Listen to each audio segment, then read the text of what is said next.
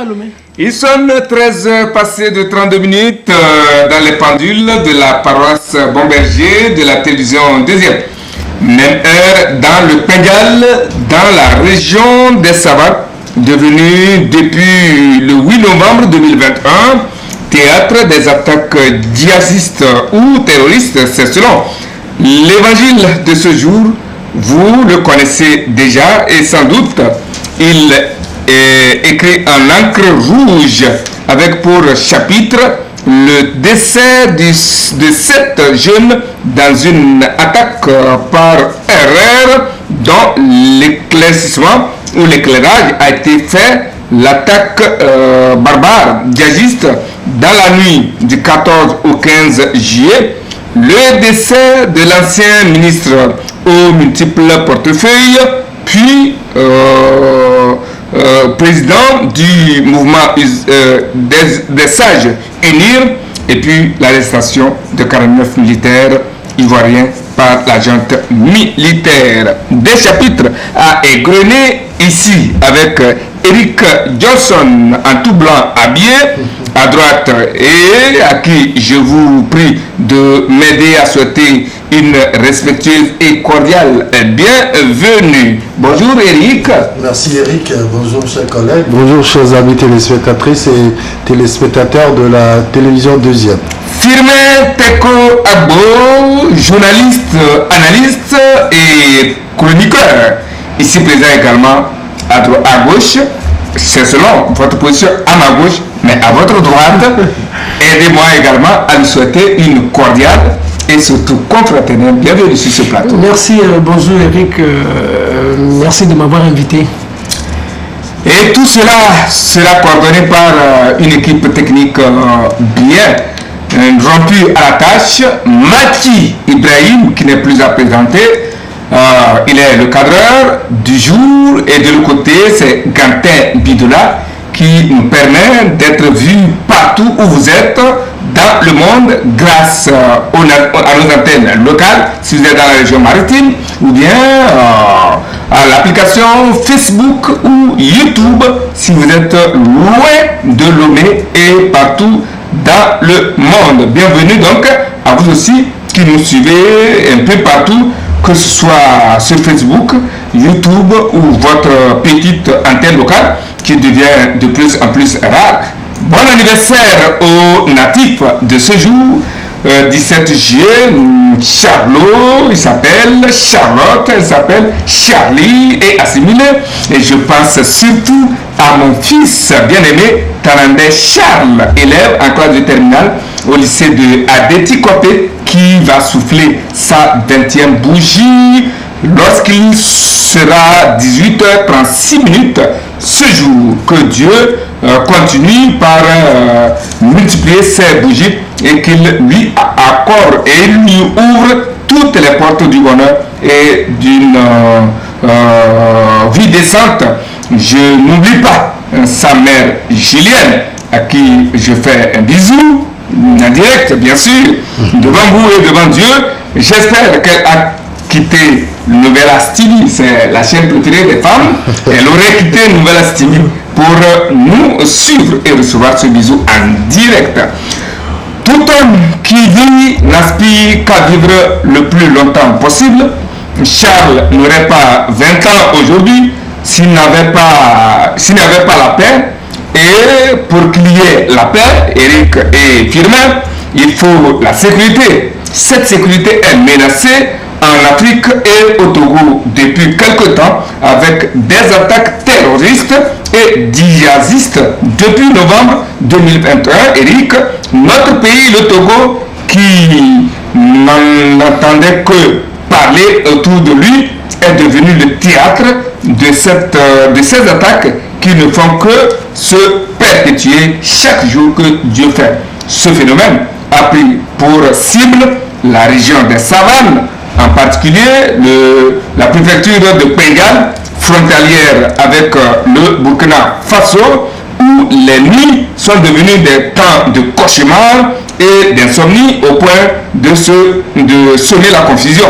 C'est le moins ce qu'on peut dire en faisant allusion à ce qui s'est passé, Eric, dans la nuit du 9 au 10 juillet dernier. Eric et Firmin, où 7 adolescents auraient été confondus à une colonne de ces djihadistes alors qu'ils revenaient de la fête de Tabaski. Resté flou dans la conscience individuelle et collective des gens jusque-là, une enquête rapidement diligentée par l'état-major des forces armées a permis de faire la lumière.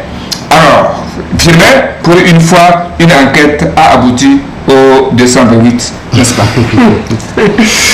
Pas n'importe quelle enquête. Si on peut le dire ici, l'enquête qui a été diligentée par les FAT et qui a abouti. Tout d'abord, je félicite la promptitude avec laquelle les travaux ont été faits ou les enquêtes ont été menées, parce qu'il y avait un certain flou et les forces de l'ordre ou les forces de défense et de sécurité ont pris le problème à bas le corps et quelques heures après, les résultats ont été rendus publics. Ça, il faut le féliciter. Il faut le féliciter parce que c'est presque du jamais vu dans notre pays. Une enquête peut-être qui n'a pas pris 72h40, 5 jours, 6 jours. Et peut-être ça témoigne aussi de leur volonté à s'ouvrir un peu. Parce que vous savez, le Togo, quoi qu'on puisse le dire, le Togo a été pendant un régime très fermé. Les informations avant qu'elles ne filtrent. Il faut réfléchir à 1000 fois avant qu'elles ne sortent. Elles sortent à compte-gouttes. Et aujourd'hui, avec ce sujet sensible, les enquêtes ont été menées et les résultats rendus publics. On ne peut que saluer la promptitude avec laquelle les forces de défense et de sécurité ont pu faire le travail. Mais ceci dit, il faut déplorer l'incident qui s'est produit et l'incident. Et puis l'autre chose, il faut féliciter aussi le courage que les forces de défense et de sécurité ont eu pour pouvoir rendre public cette enquête. Oui. C'est un certain courage. Peut-être on serait dans d'autres cieux, elles auraient peur, ces forces de défense, elles auraient peur. Mais elles ont endossé la responsabilité, elles ont reconnu, elles ont fait preuve d'une certaine hauteur d'esprit pour pouvoir rendre public ces résultats-là. Donc, nous déplorons l'incident et nous souhaitons, comment je vais le dire, pour l'établissement. Pour l'établissement, sincères condoléances aux familles déplorées, parce que je ne voudrais pas me mettre, je ne voudrais pas avoir de l'empathie vis-à-vis des parents. Vous avez des parents, vous avez des enfants et au jour de la fête, vous perdez ces enfants-là que vous avez, dont vous avez passé assez de temps à assurer ou à assumer leur éducation et vous les perdez comme cela. Donc je leur souhaite que Dieu leur apaise le cœur.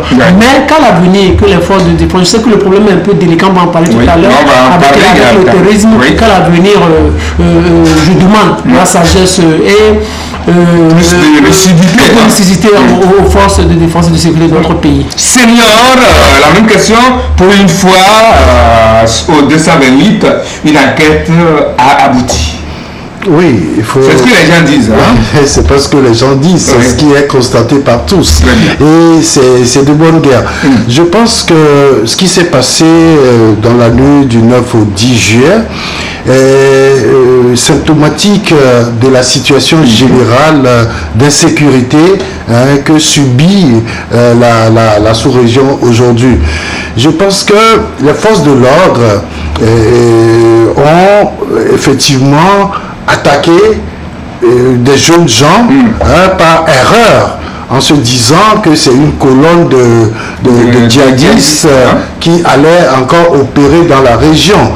Et donc, cette enquête-là a abouti tout simplement parce que la façon dont ça s'est produit, l'inquiétude qui était née de cette situation-là au sein des populations, de l'opinion nationale et internationale, il fallait quand même avoir quand même une information, la bonne, pour que tout le monde soit rassuré sur la situation. Et surtout situé.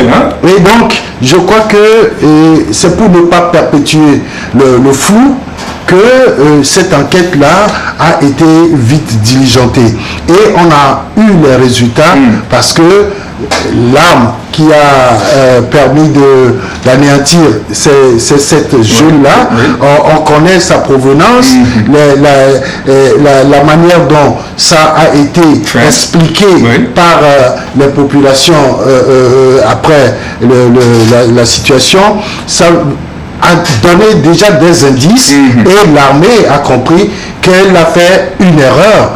Et c'est une erreur d'appréciation. Il faut le dire. Donc c'est une erreur d'appréciation et malheureusement ça a fait faucher des jeunes. Alors, une situation comme telle, nous sommes en état d'urgence sécuritaire et je crois que il y a eu un manquement à tous les niveaux.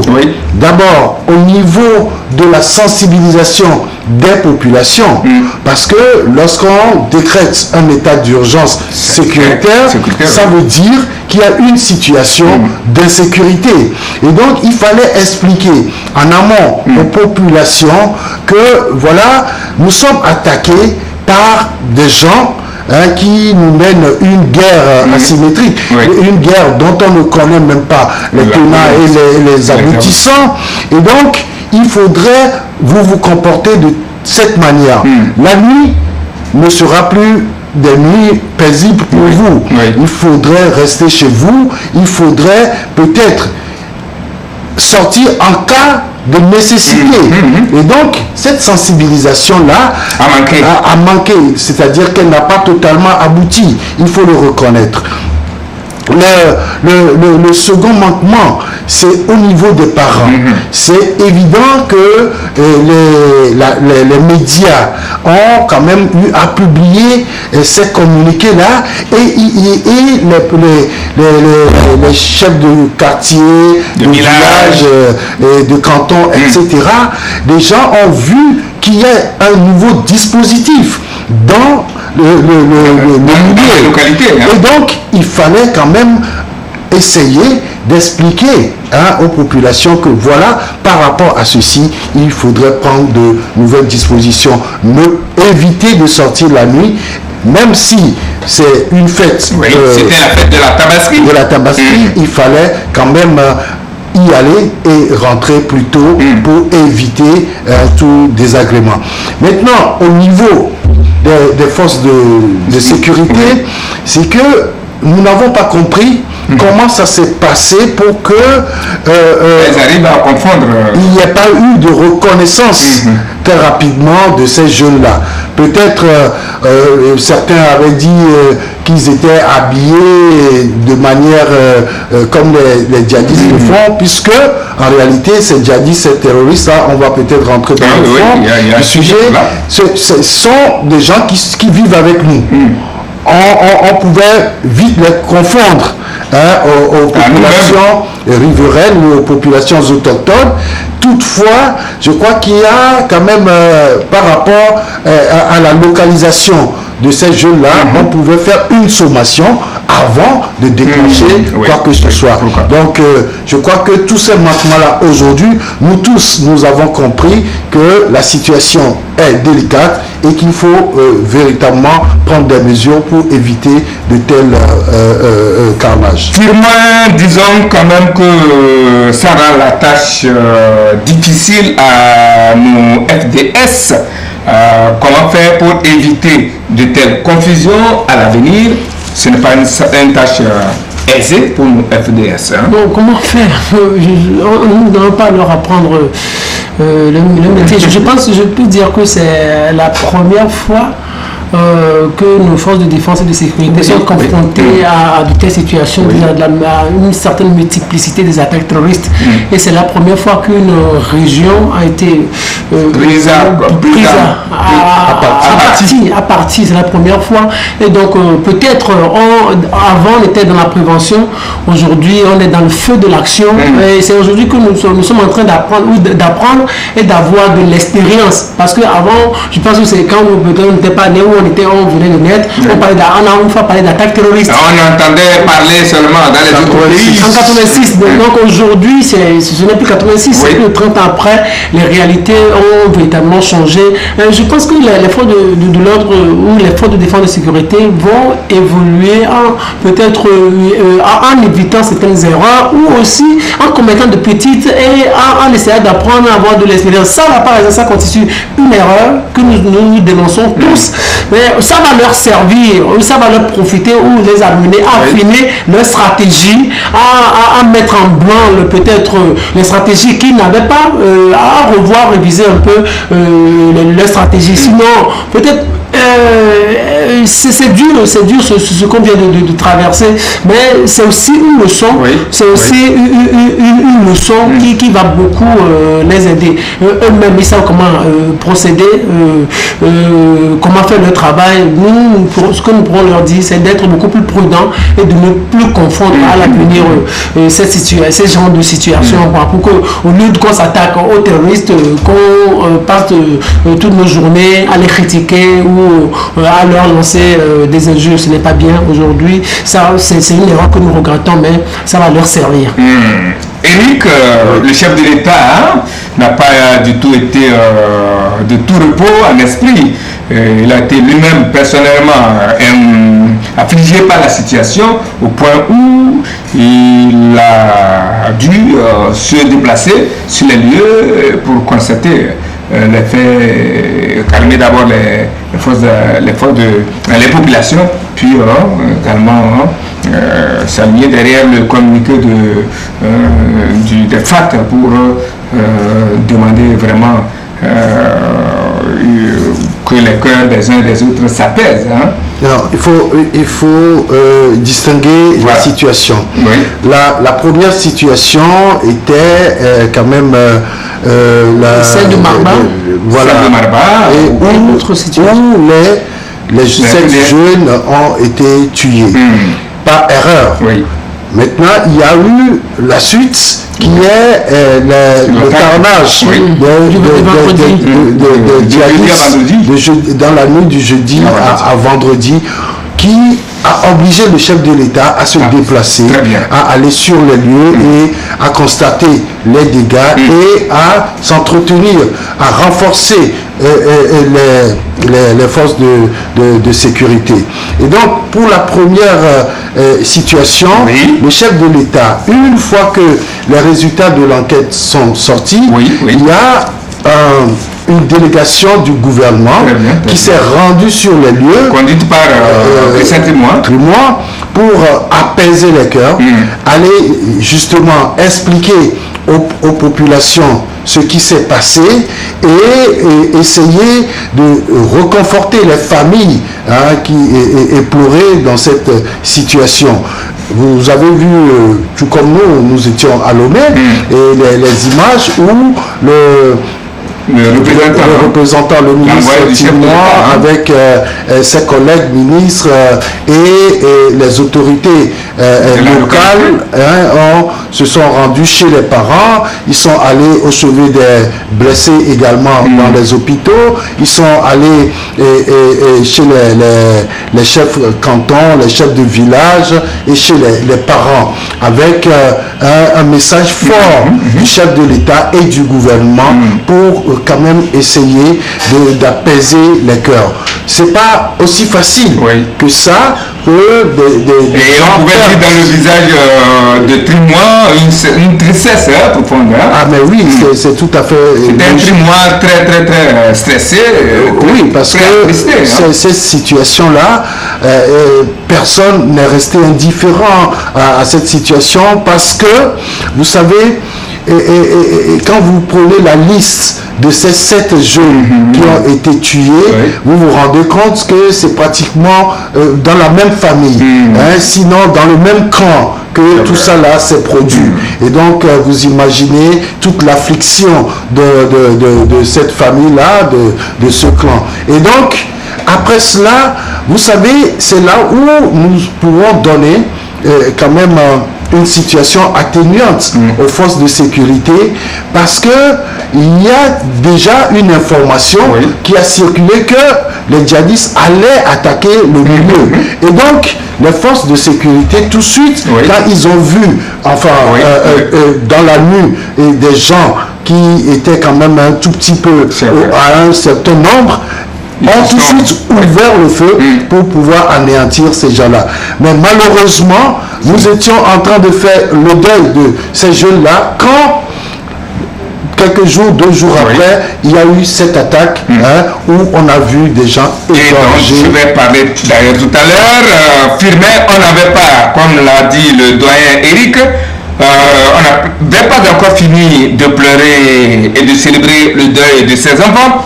Et alors que les FAT faisaient leur mea culpa, qu'un groupe de djihadistes débarquait dans 3 zones de Peña où ils égorgeaient les hommes comme des moutons. Vous l'avez vu sur les images. Les faits sont très tragiques que ce n'est pas la peine d'en faire une revue. C'est pourquoi aujourd'hui, il n'y a pas de revue de presse. Nous allons directement, parce que tout est tragique. C'était dans la nuit du jeudi à vendredi dernier. Alors, Firmin, c'est vraiment triste, n'est-ce pas? Est-ce que c'est... Je cherchais un terme... Un mot plus fort que triste. Je me demande s'il y a tristitude. Pourquoi pas? Parce que le français est élastique. Oui, bien sûr. Vous êtes un philosophe. C'est tellement triste. Pourquoi ce carnage? La question que je me pose, c'est... Elle est double. Qu'est-ce que le Togo a fait à ces djihadistes pour qu'ils s'acharnent contre le Togo comme cela? Et la deuxième chose, le deuxième volet de ma question, pourquoi égorger des gens, éventrer? Pourquoi une telle rage, une telle méchanceté contre le Togo? C'est là où je n'arrive pas à trouver. Mais moi, je veux toujours peut-être l'aborder sur le plan diplomatique. Ce qui est en train de se passer, moi je dis, tout d'abord le terrorisme, c'est une question internationale. Et la deuxième chose, c'est que la position du Togo à l'international serait en train de gêner. C'est comme vous savez que nous avons un centre de recherche géopolitique, nous faisons nos petites recherches, nous cherchons des causes probables au terrorisme. Entre-temps, je suis tombé sur un diplomate dont j'étais un nom de la CEDEAO qui m'expliquait que la position du Togo peut-être ça gênerait et qui me disait que même si le 3 juillet passé, si la position du Togo ne changeait pas, le 3 juillet ne changeait pas et que les sanctions arrivaient à être levées, donc il faut que les Togolais se serrent les coudes pour ne plus avoir d'autres attaques terroristes.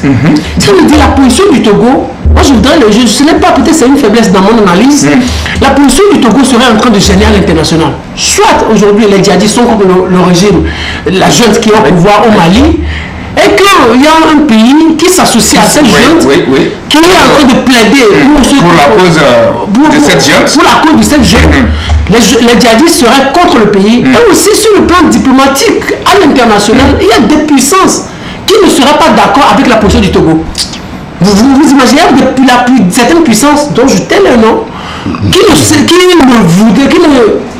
ne poseraient pas la même position comme celle du Togo. Et aussi, et peut-être c'est avec ça que les attaques se multiplient. Et aussi, l'autre chose, peut-être pour argumenter encore plus, les djihadistes là, pour pouvoir attaquer, il faut avoir un certain nombre de renseignements. Vous imaginez, les djihadistes savent que les forces de sécurité sont dans le nord. Mais ils vont s'attaquer à 2 ou 3 villages. Comment ils ont pu faire pour avoir des renseignements, des informations nécessaires que les forces ne sont pas à ces endroits?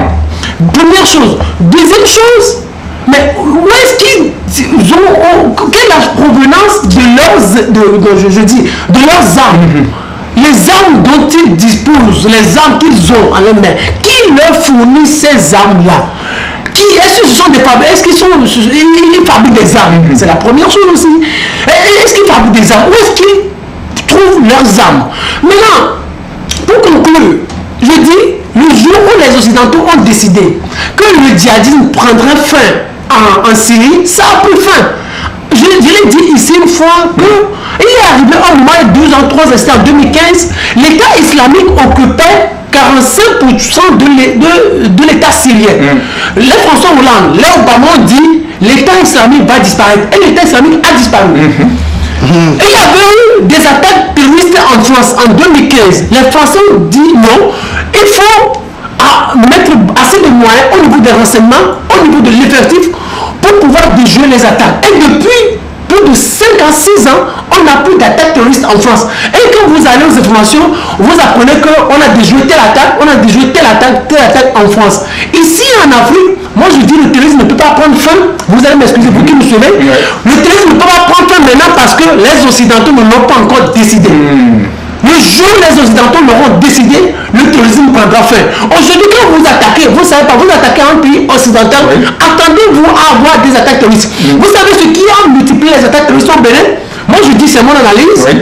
C'est parce que Talon, il s'acharnait dans ces histoires-là contre les objets d'art que la France avait pris au Bénin. Et tout ça, Talon a été dur dans ses messages. Le patrimoine culturel. Le patrimoine culturel. Et vous avez vu les résultats aujourd'hui. Le Togo aujourd'hui a dit, moi je soutenais nos frères maliens. Moi, j'ai toujours condamné le coup d'État. Mais le Togo a dit, soutenez nos frères maliens. Si on peut les accompagner, ils vont faire avoir des... C'est une question du peuple. C'est une question du peuple. Et aussi, c'est une question de la sous-région. Autant les Maliens souffrent sur le plan économique, autant toute la région est affectée. Donc la meilleure des choses, c'est d'avoir une position beaucoup plus diplomatique, une position beaucoup plus souple pour pouvoir soutenir les frères maliens. Et certaines puissances ne seraient pas d'accord avec nous. Et on a de ces attaques-là. Moi je dis, ce qui est en train de se passer avec le terrorisme, elle est beaucoup plus diplomatique. On peut mettre tous les moyens en place, mais si les Occidentaux disent il y aura attaque terroriste, il y aura attaque terroriste. Oui, grand frère Eric, c'est vrai, c'est effectivement en s'alignant dans sa logique,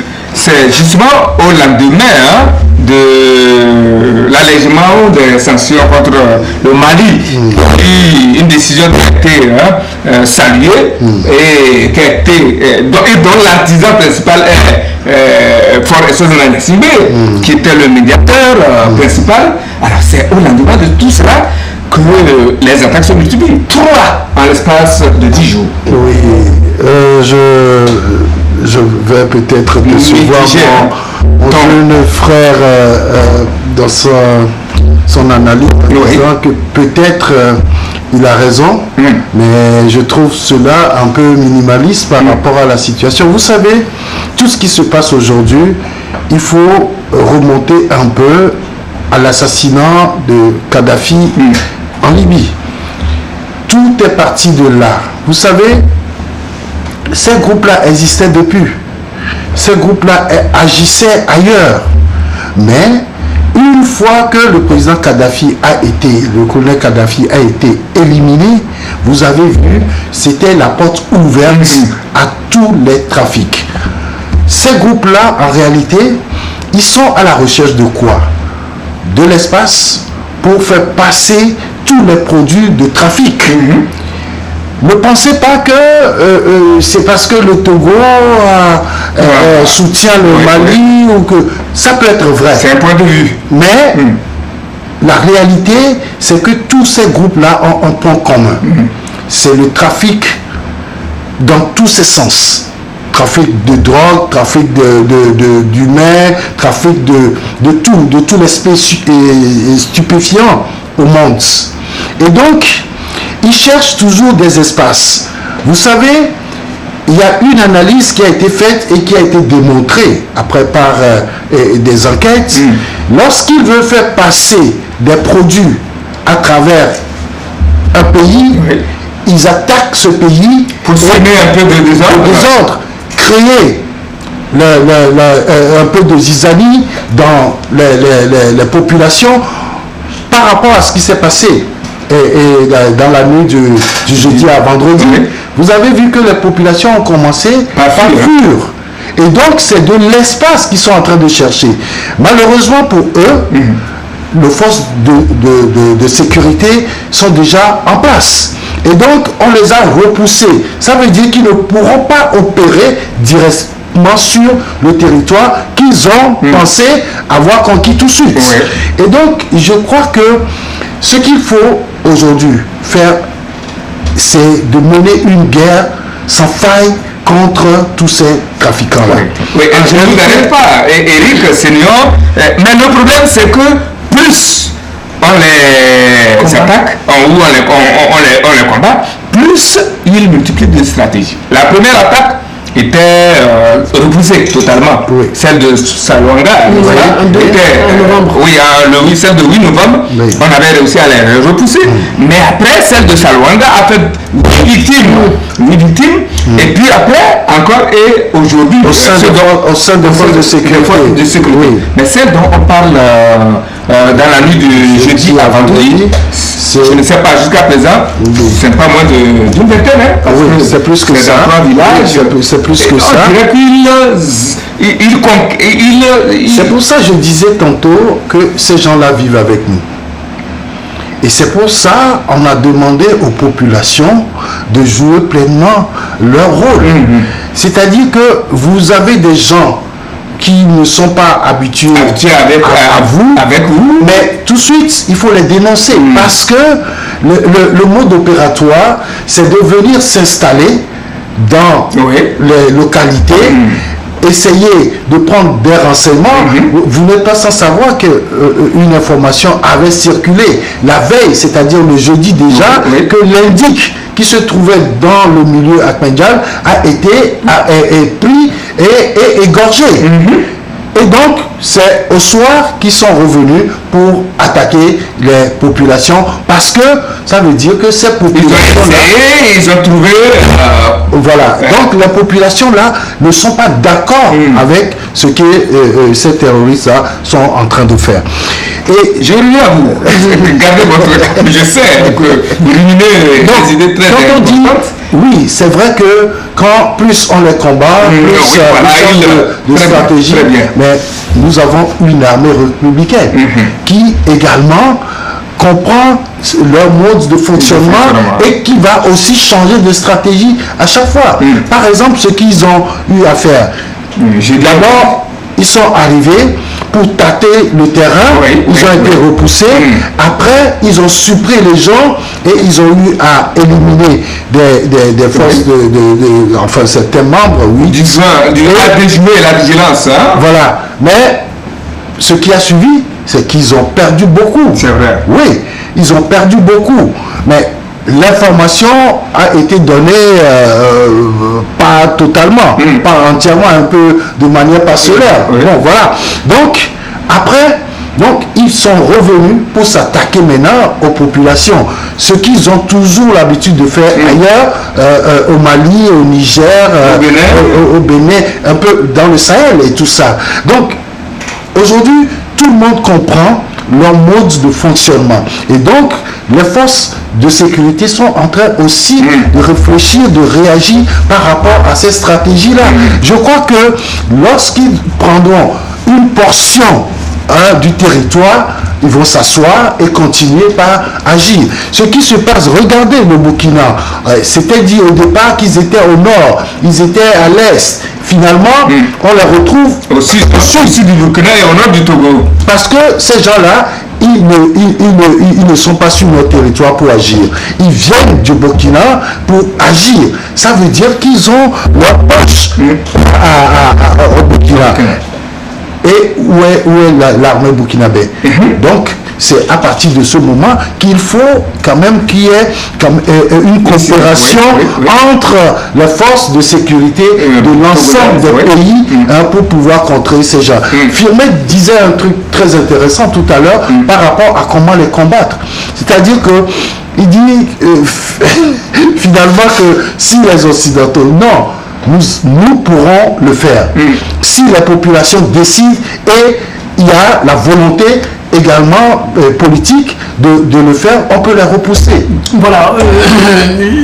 Je comprends Eric Johnson. Oui. Il fait une très belle analyse scientifique. Oui, et sage. Oui. Et sage.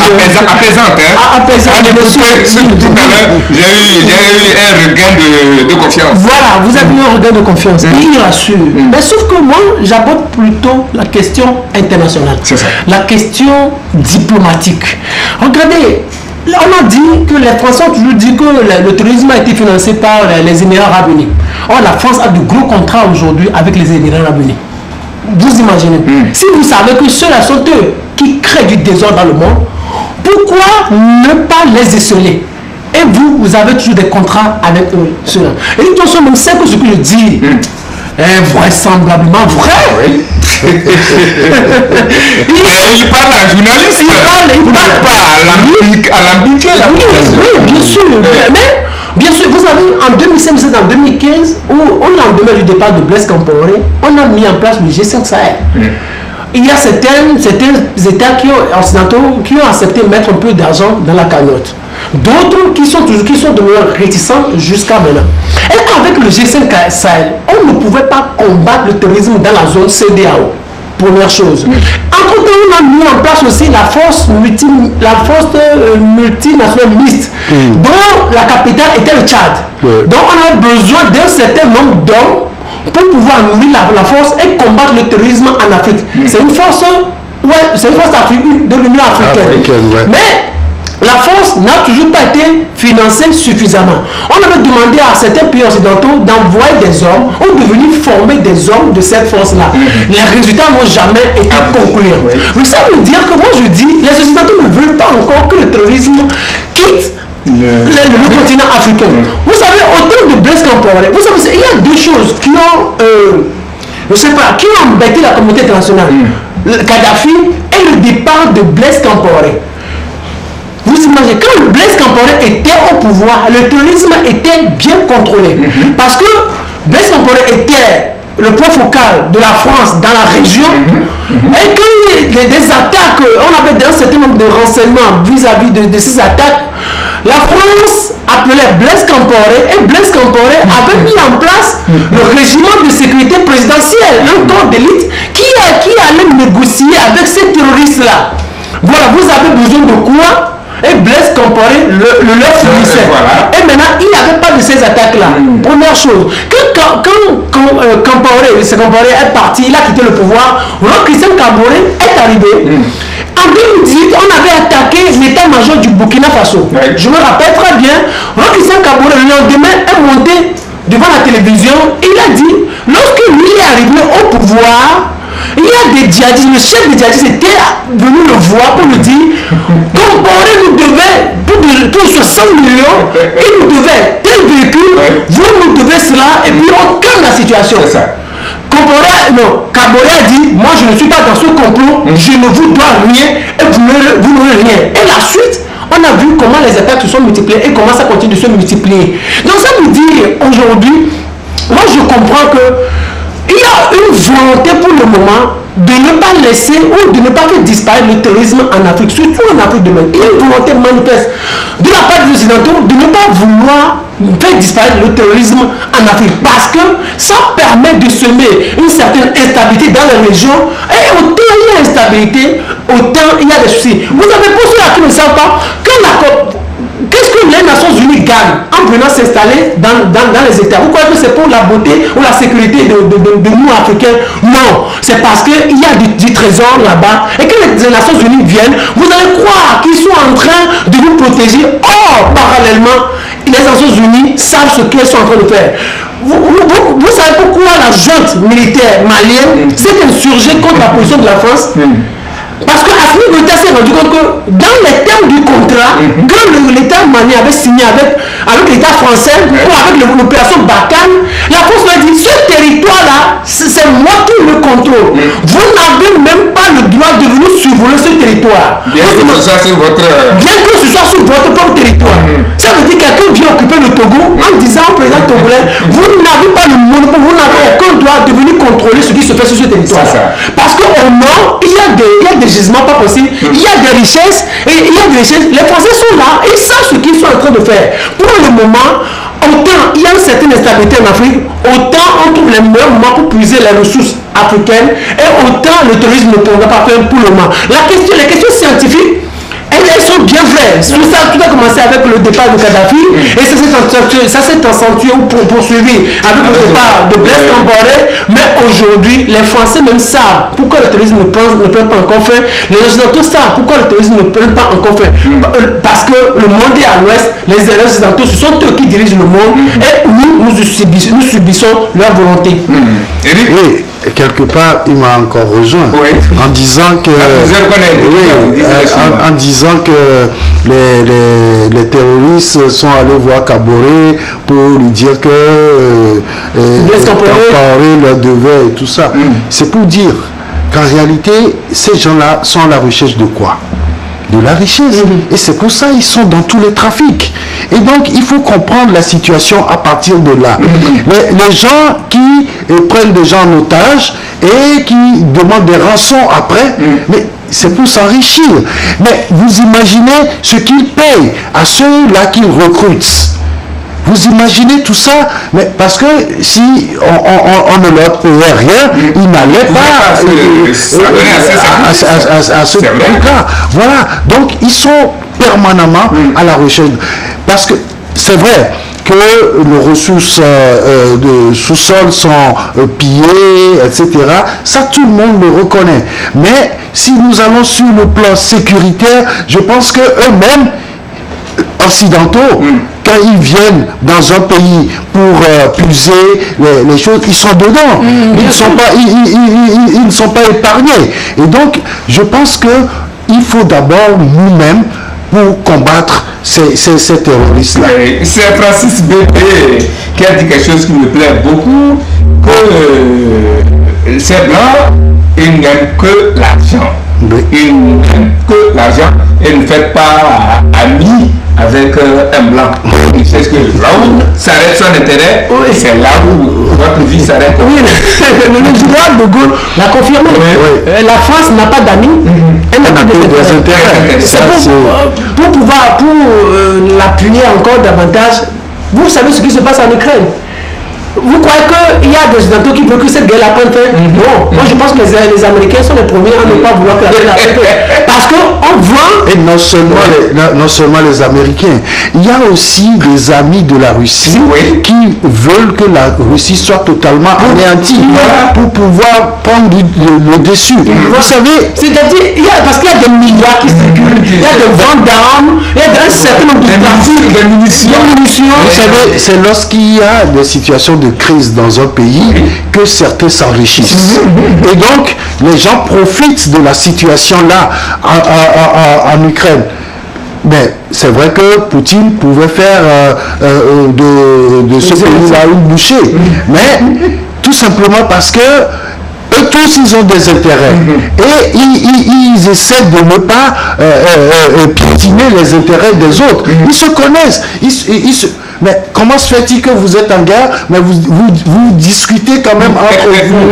Et donc, quand il s'agit d'autres pays, comme les pays africains, on se retrouve, on dit, bon, le pays donateur, le pays ceci, le pays de soutien, etc. Mais en même temps, on envoie des gens pour aller piller les sous-sols. Et c'est avec le même argent là qu'on vient dire, on vous aide, quelle aide. Ça, tout le monde reconnaît. Mais la situation sécuritaire aujourd'hui, je pense que c'est nous-mêmes qui devons combattre. Nous devons combattre et surtout. Ce qui s'est passé aussi au niveau au nord, ça a montré à quel point nous n'avons pas suffisamment d'effectifs pour pouvoir contrôler tout le nord. C'est vrai. On dit 2-3 villages, ça veut dire les forces de sécurité n'étaient pas présentes à ce niveau-là. Donc si à l'avenir, les autorités pourraient réfléchir à ça, ou faire peut-être d'autres recrutements. Pourquoi ne pas créer d'autres centres, d'autres sites, d'autres camps à ce niveau-là, pour pouvoir contrôler tout le nord. Ce n'est pas aussi aisé. Ce n'est pas aussi, c'est une question de moyens. Et puis enrichir les renseignements, doter les renseignements de moyens beaucoup plus sophistiqués, pour qu'on puisse avoir les vraies informations en temps réel. C'est ces deux éléments-là. C'est à ce niveau, c'est ce qui nous revient. aussi, à ce niveau, il faut avoir assez de moyens pour pouvoir financer les formations. Mais les formations, qui nous les fait? Ce sont les Occidentaux qui nous font. C'est encore eux, les États-Unis. Les Français. Oui, mais il y a d'autres guerres. Ils arrivent même par satellite à avoir des informations, savoir où Kadhafi dormait, où il mangeait. On n'arrive pas à voir où les terroristes se cachaient, tout simplement parce qu'ils sont confondus dans la masse. Ils sont avec les populations. Ils agissent de cette manière-là. Vous savez, j'ai fait un petit tableau sur la façon dont ces gens-là fonctionnent. Je suis parti du recrutement. Le recrutement se fait où? Au sein des populations. Donc les populations les plus pauvres, les populations qui sont vulnérables, les plus vulnérables. Et donc on arrive très rapidement à les capter, à les enrôler avec un peu de moyens. Et donc ça, après, quand ils font tout ça, quand ils agissent, les résultats qu'ils attendent, c'est faire fuir les populations d'abord. Quand les populations quittent, donc eux, ils occupent le terrain. Quand vous venez, même si vous êtes force de sécurité, vous venez, vous voyez des gens dans leur village, vous allez faire quoi? Alors que c'est eux, les terroristes. Donc, ils arrivent rapidement à s'implanter dans le milieu et à agir. Donc, tout ça, c'est pour faire passer tout ce qu'il y a comme je crois que, comme vous l'avez dit, nos FDS sont bien aguerris, bien avertis, mais les réseaux, l'autre danger, quand ça arrive, et ça, entre jeudi nuit et vendredi, et ce que l'on a lu sur les réseaux était plus alarmant encore, et les réseaux sociaux ont été inondés par la nouvelle, au point où une panique s'est installée au sein des populations.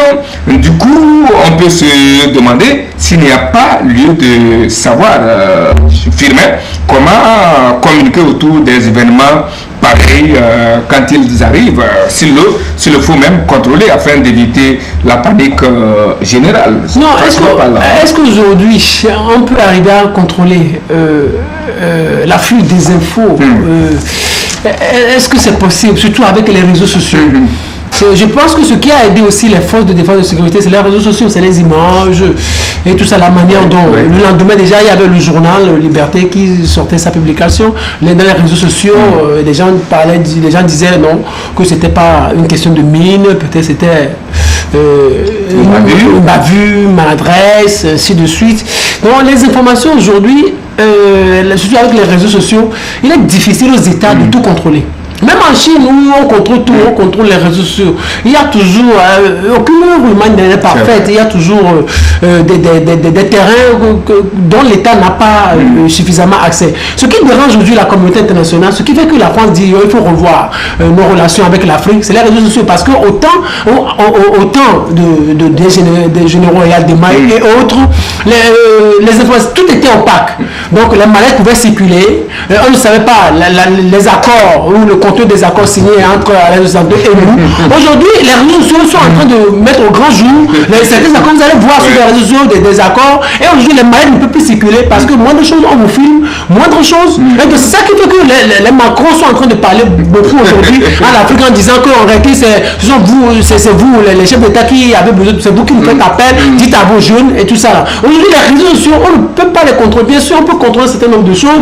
La RAC peut peut-être durcir des mesures, rendre plus coercitives un certain nombre de mesures, mais difficile. Pas à 100%.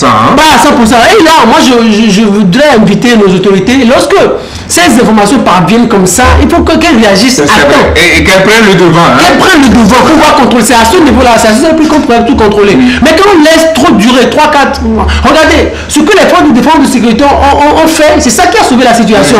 Sinon, si ils avaient gardé un certain mutisme, on serait encore dans du flou, et ça aurait beaucoup plus compliqué la situation. Donc, c'est à ce niveau, quand les informations parviennent aux réseaux sociaux, ou quand ça vient sur les réseaux sociaux, que les autorités prennent le devant et communiquent.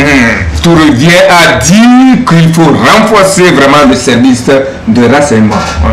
Bien sûr, je crois que c'est pas à nous de dicter la conduite à tenir. On peut proposer, mais nous ne faisons qu'analyser ce qui est visible. Et comme on dit, la partie visible de l'iceberg. Donc, je crois que généralement, quand il y a une situation comme ça, tout de suite, il y a une psychose généralisée au sein des populations. Et donc, il faut tout faire pour rassurer très vite les populations. Et surtout... Et les mettre en confiance. Surtout, les mettre en confiance. Je dis, le combat contre le terrorisme, le djihadisme aujourd'hui, c'est le nationalisme. Il faut que nous soyons véritablement nationalistes par rapport à cette... Parce que nous sommes en guerre. Il ne faut pas l'oublier. Tout de suite, ces gens-là, ils ont des stratégies, ils ont des méthodes et ils peuvent déplacer le terrain de combat à tout moment.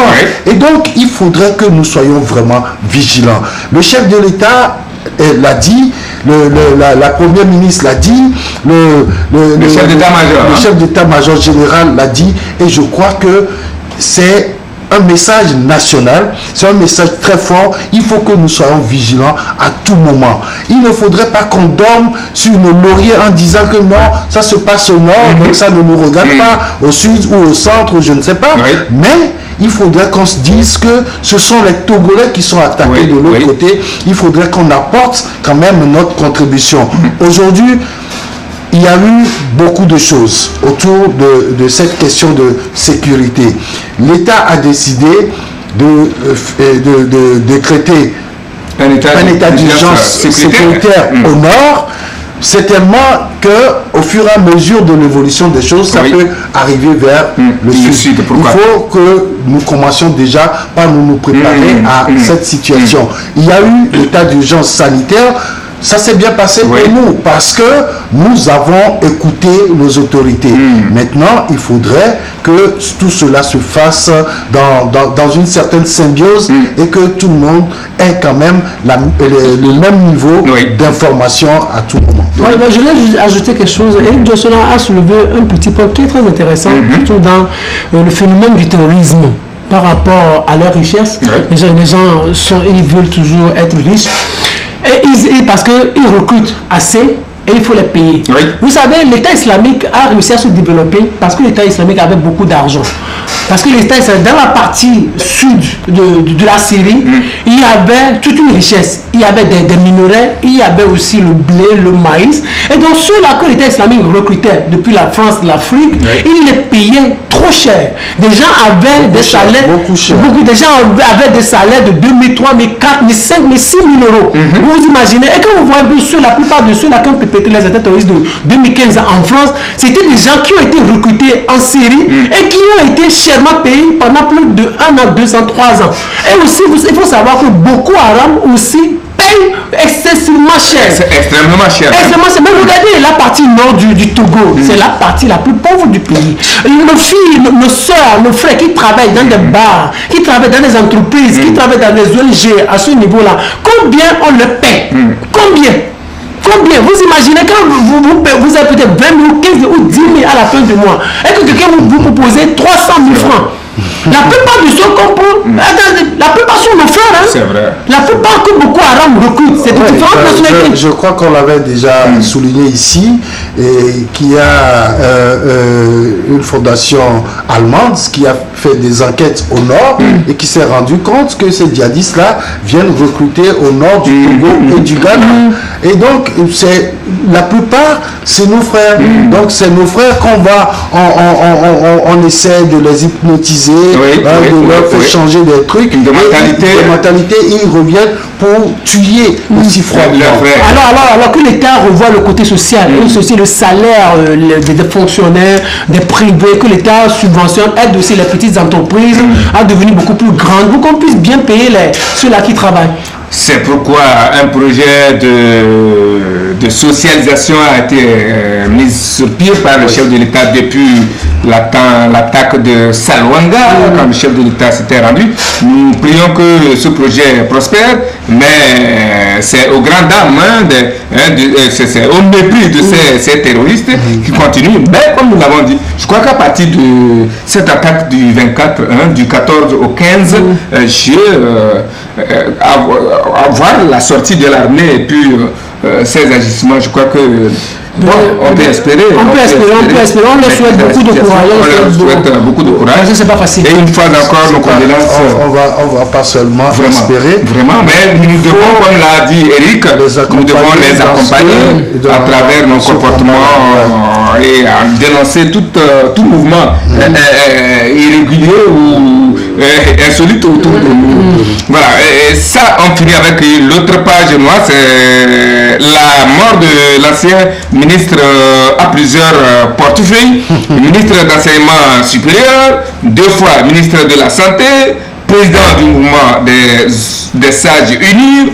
Je parle de Charles Kondi Agba, dont l'étoile brillante s'est éteinte au cours de cette semaine. Et le Togo en général, et donc unir en particulier, vient, Eric, de prendre une valeur sur un grand homme, n'est-ce pas? Un stratège. Je retiens juste de l'homme cette chaleur. Charles Kondi Agba, c'est celui qui peut répondre à 1000 personnes au cours de la même journée, qui peut taquiner tous ses collègues, ministres ou autorités, ou quand il était devenu sage. Militant. Sage, militant et tout ça. C'est un homme très chaleureux. C'est vrai que quand vous êtes sur le terrain politique, il y a des erreurs politiques qui sont inévitables et que Charles Kondi Agba a également commises, mais par rapport à la valeur de l'homme, je crois que la balance va plutôt de ce côté-là. Il a été un vaillant fils du pays, il a travaillé pour le pays. Et je voudrais vous donner par exemple une anecdote où Charles Kondi Agba était ambassadeur du Togo au Sénégal et au Cap-Vert. Au Cap-Vert, oui. Mais Charles Kondi Agba a réussi à mettre ensemble les étudiants togolais qui vivaient dans ces pays-là en cette période où mais ils avaient tellement d'activités au point où quand ils rentraient au pays pour occuper d'autres fonctions, les étudiants le réclamaient, il se retrouvait plus parce que c'est autour de lui que tout se passait. Il est arrivé à faire créer un club de foot, un club de basket, etc. Rien que des étudiants togolais. Ils arrivaient à se retrouver périodiquement et là, en ce moment, c'est vrai qu'il y avait déjà de petites réminiscences politiques, mais ça ne se voyait pas. Tout le monde se mettait ensemble pour manger, boire et prendre plaisir. Quand c'est Charles Kondi Agba qui demandait à ses étudiants de se retrouver. C'est cette chaleur-là que je retiens de l'homme. Et vous savez, il a été un ministre de la Santé. Vous savez, lui-même, médecin vétérinaire, santé animale. Oui. Mais quand vous allez à ce ministère-là, quand Charles Kondi Agba était là, mais je crois qu'il a cette facilité d'aborder les gens au point où les médecins qui venaient par là n'hésitaient pas à discuter avec lui-même de ce que vous, en tant que visiteur, vous ne comprenez pas, parce que c'est un langage scientifique qu'il parle, mais les gens lui posent des questions, tout comme si c'est là où ils viennent recevoir les cours. Si la caméra peut nous aider de vous faire voir Charles Kondi Agba dont on parle, qui n'est plus de ce monde, mais qui a marqué le monde par tous ses actes, dont décrit le frère et doyen Éric. Oui. Alors, pendant que vous continuez la description, donc je crois que Ibrahim Maty nous fait voir Cheikh Ondi Agba. Je crois que voilà. Aujourd'hui,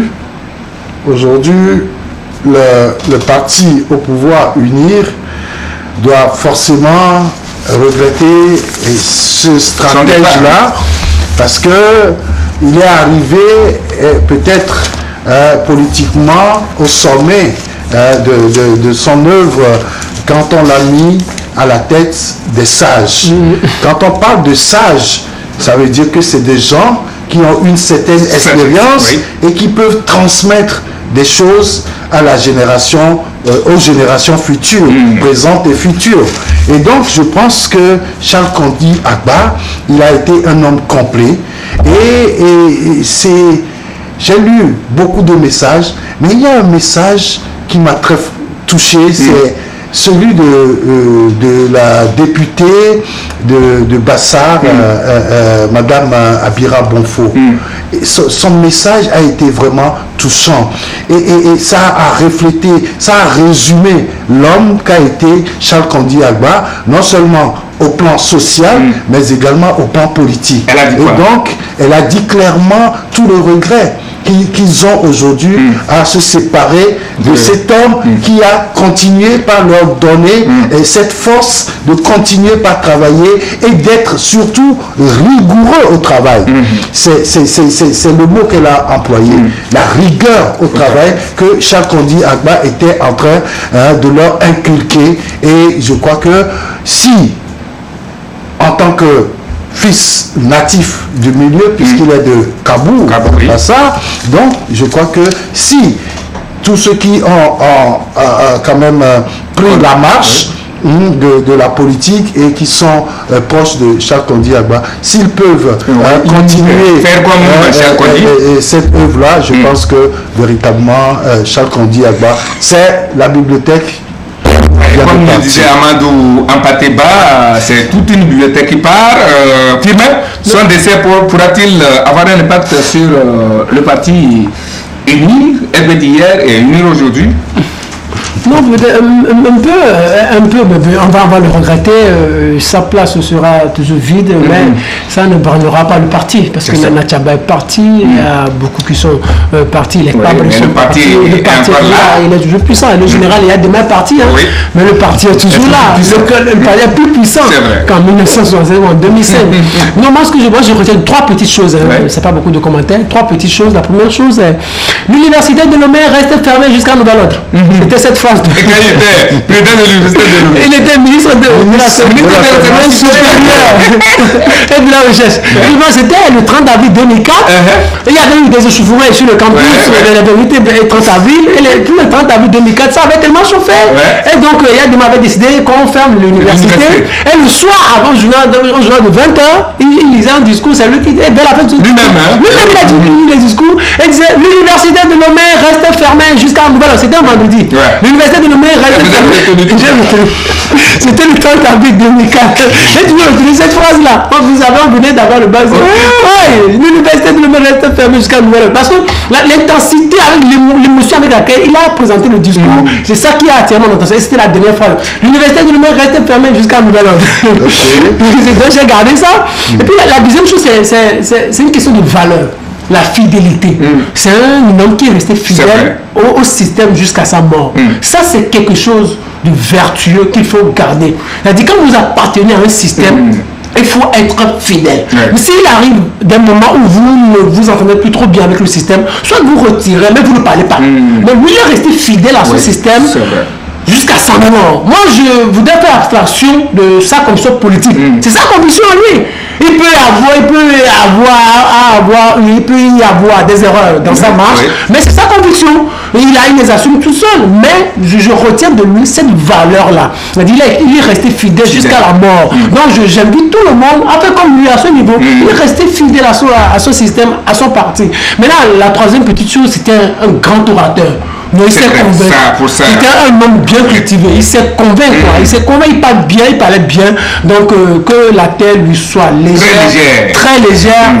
Mais sincères condoléances à sa famille biologique, à sa famille politique et à ceux-là, tous ceux-là qui le connaissent. Et vous savez, il a dit au dernier congrès de Uni à Tapamé, il a dit qu'il est le seul à pouvoir tout dire partout où il est. Oui, c'est vrai. Et ça, c'est l'homme.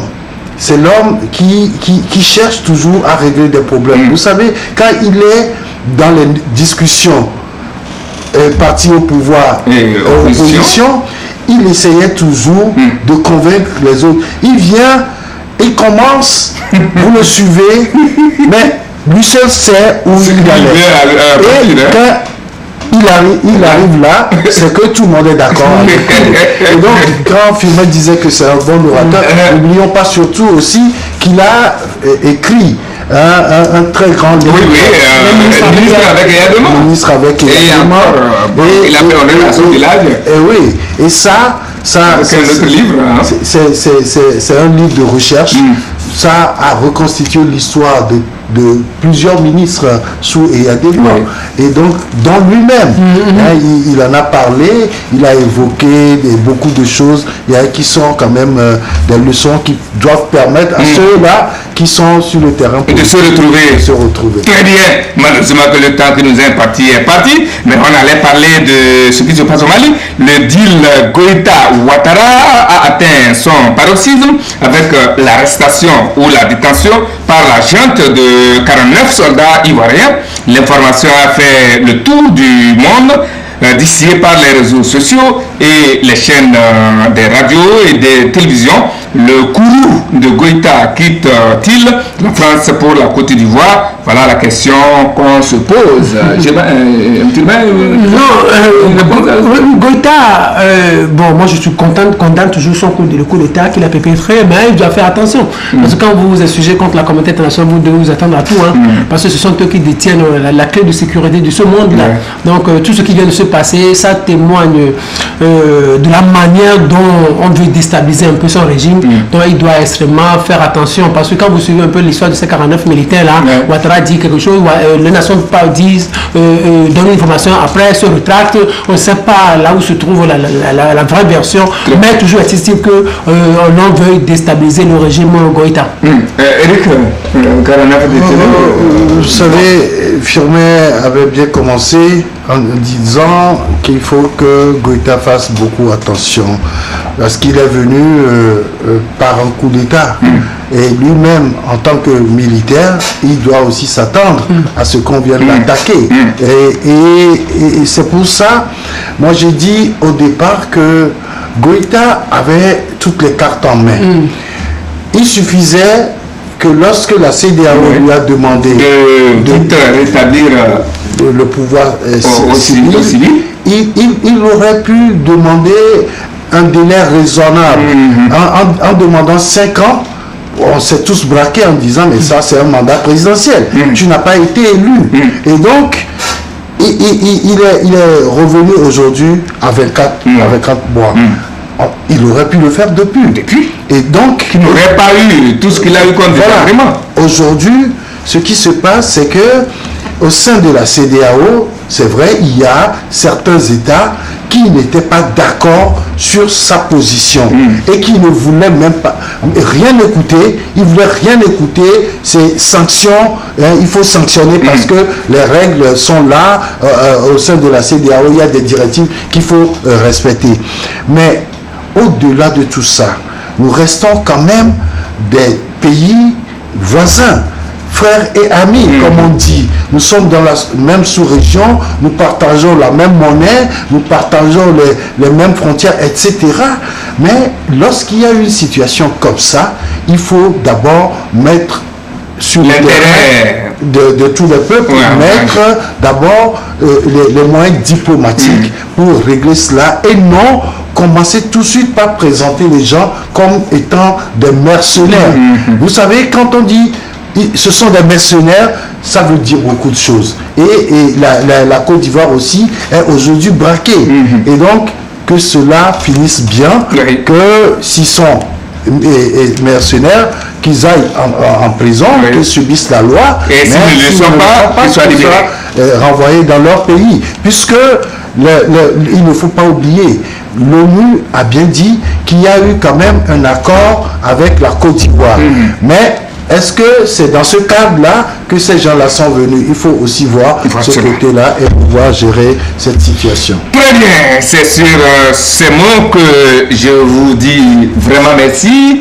Eric Johnson, c'est nous, c'est toi qui